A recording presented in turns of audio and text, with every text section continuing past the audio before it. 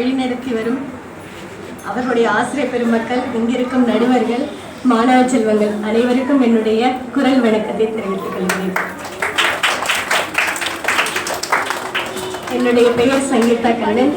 அருகில் உள்ள புதுவை யூனியன் பிரதேசத்தில் உதவி பேராசிரியராக பணிபுரிந்து வந்து கொண்டுள்ளேன். இங்க எத்தனை பேரு இந்த போட்டி அறிவிச்சதுக்கு அப்புறம் குரல் படிச்சீங்கன்னா? போட்டின்னு அறிவிச்சதுக்கு அப்புறம் யாரெல்லாம் குரல் படிக்க ஆரம்பிச்சீங்க? அப்ப எத்தனை பேரு குரல் போட்டி அறிவிக்கிறதுக்கு முன்னாடியில இருந்து திருக்குறள் பயிற்சி எடுத்துட்டு இருக்கீங்க? வெரி குட், சூப்பர், கை தட்டலாமே. சந்தோஷம். உங்க எல்லாருக்குமே வந்துட்டு நிறைய வாய்ப்புகள் இருக்கு. நம்மளுடைய தமிழக அரசாங்கம் இந்த மாதிரி குரல் படிக்கிற மாணவர்களுக்கு எல்லாருக்கும் நிறைய வந்துட்டு வாய்ப்புகள் வந்து கொடுத்துட்டு இருக்கிறாங்க. உங்க எல்லாருக்குமே தெரியும், 1330 குரலையும் படிச்சு முடிச்ச மாணவர்களுக்கு திருக்குறள் செல்வன் இல்ல செல்வி அப்படின்னு விருது கொடுத்து ஒரு ரூபாய் 15,000 ஊக்கத்தொகையா கொடுக்குறாங்க. அது மட்டும் இல்லாம உங்களுக்காக நிறைய விண்ணப்பங்கள் நாங்க அரசாங்கத்திட்ட சமர்ப்பிச்சிருக்கோம். என்னன்னா, திருக்குறள் படிக்கிற மாணவர்களுக்காக கல்வியில அவங்களுக்கு வழிகாட்டுதல் வேணும்.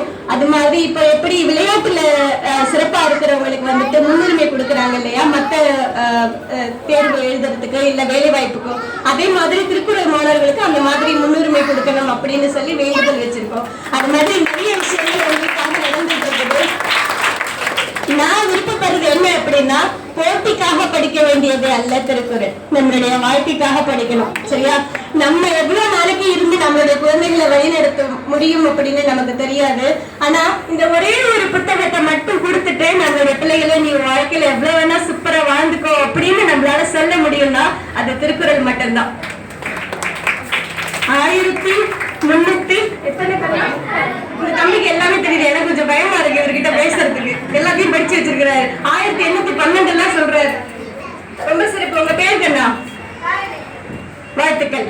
1330 அருங்குறளையும் 1000 பகர்ந்ததற்பின் கோயில் வருத்த வாய் கேட்க நூல் உள்ளவோ மண்ணு தமிழ் புலவராய் கேட்க வீற்றிருக்கலாம். என் பிள்ளைக்கு நான் 1330 குரலையும் சொல்லி கொடுத்துட்டேன். இதுக்கப்புறம் எனக்கு சொல்லி கொடுக்கறதுக்கு ஒண்ணும் இல்ல.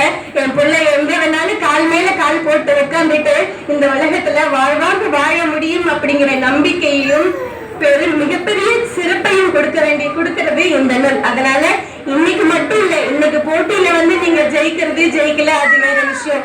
இன்னையில இருந்து வீட்டுக்கு போனதுக்கு அப்புறம் நீங்க தினம் காலையில எழுந்து படிக்கிற முதல் புத்தகம் திருக்குறளாக மட்டுமே இருக்க வேண்டும் என்பது என்னுடைய வேண்டுகோள். பாக்கலாம், நீங்க எல்லாரும் போட்டியில எப்படி சொல்றீங்க என்னன்னு பாக்கலாம். எனக்குலாம் எதுவும் குரல் எல்லாம் தெரியாதுப்பா. நீங்க எப்படி சொல்ல போறீங்க, எந்தெந்த குரல் எல்லாம் சொல்ல போறீங்க அப்படிங்கறத நானும் உங்க கூட சேர்ந்து படிக்கிறதுக்கு தான் இன்னைக்கு வந்திருக்கிறேன். இங்க ஒரு 3 பிரிவுல உங்களுக்கு வந்துட்டு எங்களுக்கு மதிப்பெண் கொடுக்க சொல்லியிருக்காங்க. நீங்க எப்படி நினைவு எடுத்து சொல்றீங்க, உங்களுடைய உச்சரிப்பு எப்படி இருக்கு, நீங்க இங்க மேடையில நின்று சொல்லும் போது உங்களுடைய வெளிப்படும் திறனை நீங்க எப்படி காமிக்கிறீங்க, இது 3ஐயும் அளவுகோலாக வைத்து நாங்கள் உங்களுக்கு மதிப்பெண் இட இருக்கிறோம். வந்து இங்க போட்டியில வந்திருக்கிற அனைத்து மாணவ செல்வங்களுக்கும் என்னுடைய வாழ்த்துக்கள். நன்றி.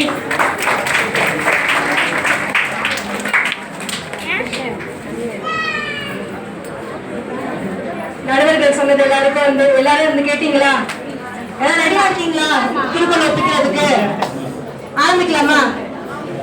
சரி, அதுக்கு முன்னாடி நான் வந்து ரூல்ஸ் மட்டும் சொல்லிடுறேன். ஒவ்வொருத்தரும் 5 அதிகாரங்கள் வந்து சொல்லலாம். 5 அதிகாரம் அப்படின்னா 50 திருக்குறள் சொல்லலாம். அதற்கு அதிகமா போகக்கூடாது. அந்த 50 திருக்குறளையும் தெளிவாகவும் நிதானமாகவும் சொல்லணும். சரிங்களா? அது கம்மியா சொல்றவங்களும் பயப்பட வேண்டாம். ஏன் திருக்குறள் சொல்றதுதான் வந்து திருக்குறள் ஒப்புதல் போட்டு